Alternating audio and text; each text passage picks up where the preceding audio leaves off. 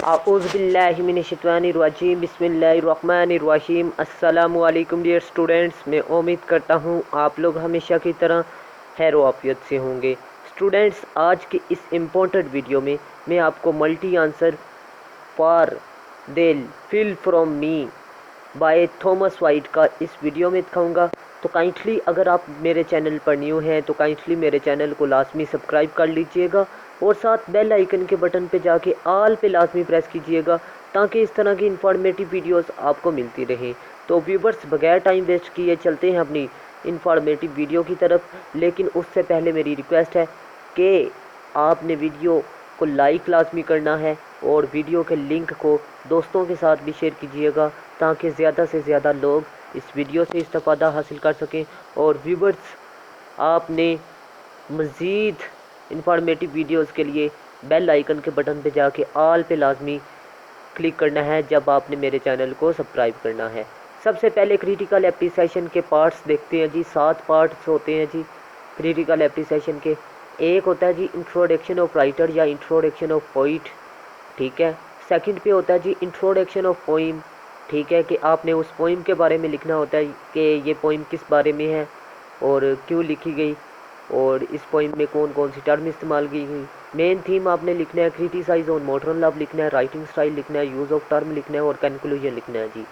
Next अब चलते हैं इंट्रोडक्शन ऑफ वाइट की तरफ, यानी इंट्रोडक्शन ऑफ राइटर या इंट्रोडक्शन ऑफ पोइट। क्योंकि हम पोइट पढ़ रहे हैं जी थॉमस वाइट, तो हमने क्या करना है जी, थॉमस वाइट का इंट्रोडक्शन लिखना है जी। Wyatt is one of the greatest poets of English poetry. Wyatt English के शायरों में से एक बड़ा शायर, अजीम शायर है। He is considered the father of English सोनिट।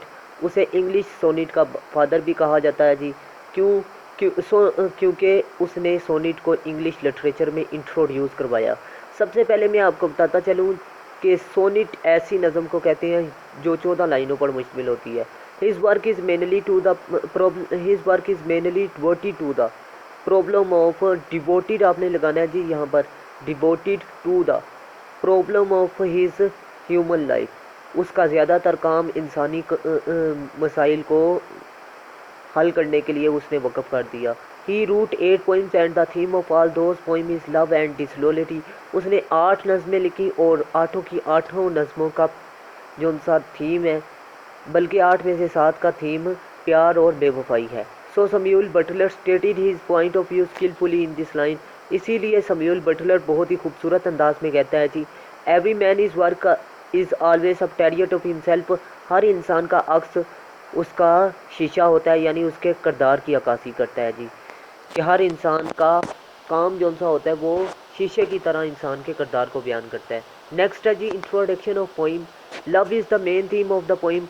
प्यार इस पोइम का मरकज़ी ख्याल है। The poet tells us about the joys and sadness of love life. शायर हमें किसके बारे में बताता है? प्यार की खुशी और गमियों के बारे में। He was great lover of pure poor. Pure कहते हैं जी खालस लव, वो खालस प्यार का बहुत बड़ा आशिक है। अकॉर्डिंग टू पोइट, शायर के मुताबिक love is part and parcel of human life. शायर के मुताबिक प्यार ज़िंदगी का बहुत लाजमी जुज़ है। According to poet, love is the main source of happiness. Source of happiness खुशी का ज़रिया है। शायर के मुताबिक प्यार एक खुशी का ज़रिया है। One writer says about love, इसीलिए एक राइटर कहता है जी, लव इज़ मास्टर की that opens the gates of happiness. के प्यार एक ऐसा उस्तादाना की है, चाबी है जो कि दरवाज़े खोलती है खुशियों के लिए। अब नेक्स्ट मेन थीम की बात करते हैं। ये कंटेक्स्ट आप में लिख सकते हैं, ये कंटेक्स्ट में भी लिख सकते हैं और इस सवाल में भी अगर क्रिटिकल एप्रिसिएशन लिख रहे हैं तो काइंडली आपने इसे ये तैयार कर लें। आपका क्रिटिकल एप्रिसिएशन के साथ साथ आपका रेफरेंस टू कंटेक्स्ट भी क्लियर हो जाएगा। In this point they flee from me the poet describe the disloyalty of his beloved. इस नज़म में शायर अपनी महबूबा की बेवफाई को बयान करता है। His beloved is not sensor with the poet and she does not love him. और इसकी जो सी महबूबा है वो ईमानदार नहीं शायर के साथ और वो प्यार नहीं करती शायर के साथ। Now she has gone astray and has been caring for here beloved since then. और उसकी महबूबा अब गुमराह हो चुकी है और वो नए महबूब तलाश कर रही है। She escapes from the poet and tries to run away from him. Thought once she was gentle, tame and meek. Now the time has been changed. एक बार तो उसकी महबूबा बहुत ज़्यादा ईमानदार थी, लेकिन अब वो बदल चुकी है। ये है जी इस पोइम का main theme, main summary, main context आप बता सकते हैं। और ये अगर आप तैयार कर लेते हैं तो इंशाल्लाह आपको अच्छे नंबरों से एग्ज़ामिनर पास करेगा। तो काइंडली आप लोगों ने अगर अभी तक मेरे चैनल को सब्सक्राइब नहीं किया तो लाजमी सब्सक्राइब कर लीजिएगा और साथ बेल आइकन के बटन पे जाके ऑल पे लाजमी प्रेस कीजिएगा, ताकि इस तरह की इंफॉर्मेटिव वीडियोस का नोटिफिकेशन आपको सबसे पहले मिल सके। और व्यूअर्स, एक और अहम बात मैं आपको बताता चलूँ कि मैंने 9th से लेकर MA इंग्लिश तक ऑनलाइन क्लासेस का आगाज़ किया है, जिसकी इंतहाई अहम खसूसियात ये है कि डेली टेस्ट सिस्टम है, ऑडियो वीडियो लेक्चर सिस्टम है, और इसके अलावा जो स्टूडेंट अच्छा परफॉर्म करेंगे उनके लिए इनामात भी हैं। तो जो स्टूडेंट इंटरेस्टेड हैं वो ही मेरे व्हाट्सअप नंबर पर रब्ता कर सकते हैं। और इसके अलावा आपने मेरे से रब्ता कैसे करना है जी, कमेंट सेक्शन पे जाकर भी और मेरी मज़ीद वीडियोस में भी मेरा व्हाट्सअप नंबर मौजूद है। तो काइंडली आप लोग मेरे मज़ीद वीडियोस को वॉच कीजिएगा। अगर आप वहाँ से नहीं रब्ता कर सकते तो कमेंट सेक्शन पर कमेंट कर दीजिएगा। इंशाल्लाह मैं आपको वहाँ पर नेक्स्ट डे या उसी दिन ही मैं आपको रिप्लाई करूँगा अपना व्हाट्सअप नंबर। तो काइंडली आप लोगों ने वो व्हाट्सअप नंबर पर मेरे से रब्ता कर लेना है और मैं इंशाल्लाह आपको अच्छे तरीके से पढ़ाऊँगा। तो काइंडली मैं उम्मीद करता हूँ आप मेरी बात को नज़रअंदाज नहीं करेंगे। और मैं आपको बताता चलूँ, ये जो सा मैंने पढ़ाया है ये बहुत सिंपल और शॉर्ट और टू द पॉइंट अल्फाज में है। तो काइंडली अगर आपको वीडियो अच्छी लगी तो लाजमी लाइक कीजिएगा। नेक्स्ट, क्रिटिसाइज और modern love. White writes about only the negative side of love. White लिखता है अबाउट के मतलब only the negative side of love, के प्यार के नेगेटिव पहलू के बारे में लिखता है। इन हीज ऑल पोइम्स, इसकी तमाम poems, the poet repents upon the life of love. तमाम पोइम्स में शायर अफसोस करता है प्यार की ज़िंदगी पर। So we can say that he has studies the evils of modern love very closely. इसीलिए हम कह सकते हैं कि उसने मॉडर्न लव का बहुत गहराई के साथ मुतालिया किया। So we can say that he is great philosopher and great lover of love. इसीलिए हम कह सकते हैं कि वो एक ग्रेट फिलोसफर और ग्रेट लवर ऑफ लव है, क्योंकि वो प्यार का बहुत बड़ा आशिक है। तो इसीलिए वो चाहता है कि उसके साथ कोई प्यार करे। इसीलिए ये कोटेशन आप ऐड कर सकते हैं जी, I only want to you love. ये आप कोटेशन आप यहाँ पर ऐड कर सकते हैं, ठीक है। तो मैं उम्मीद करता हूँ आपको अच्छे तरीके से मेरी बात समझ में आ रही होगी। ये 4 पॉइंट्स आपके कंप्लीट हो गए। नेक्स्ट 3 पॉइंट्स रह चुके हैं। राइटिंग स्टाइल की बात कर लेते हैं जी। Wyatt uses difficult language in his poem. Wyatt अपनी पोइमों में कौन सी लैंग्वेज इस्तेमाल करता है, कौन सी ज़बान इस्तेमाल करता है? मुश्किल अल्फाज की ज़बान इस्तेमाल करता है। The poem has been divided into 3 stanza of 21 lines. उसने अपनी नज़म को 21 लाइनों में लिखा और इसके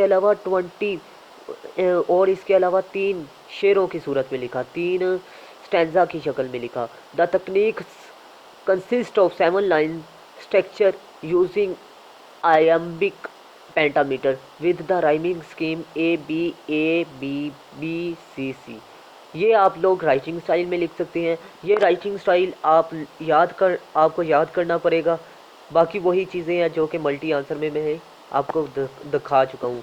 यूज़ ऑफ टर्म की बात करते हैं तो इसमें यूज़ ऑफ टर्म कौन कौन सी इस्तेमाल की गई? The poem is rich imagery as the poet has used many similes and metaphors. उसने स्मिल्स, तशबीह और मेटाफियर्स का इस्तेमाल किया गया।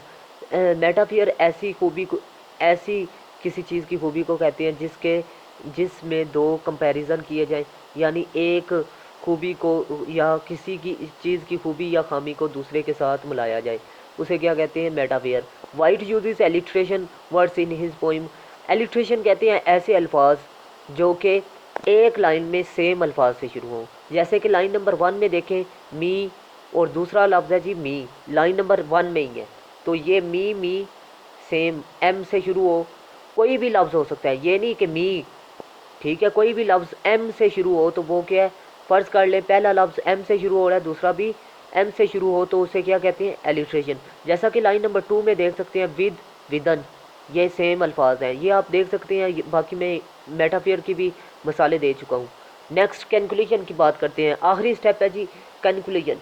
हिनक पास his description of his poem is very realistic. Realistic कहते हैं हकीकत पसंदाना, कि उसकी जो सी मंजर कशी है पोइम की वो असल है। इन शॉर्ट, और आखिर पर, White occupies the distinct position in English poetry.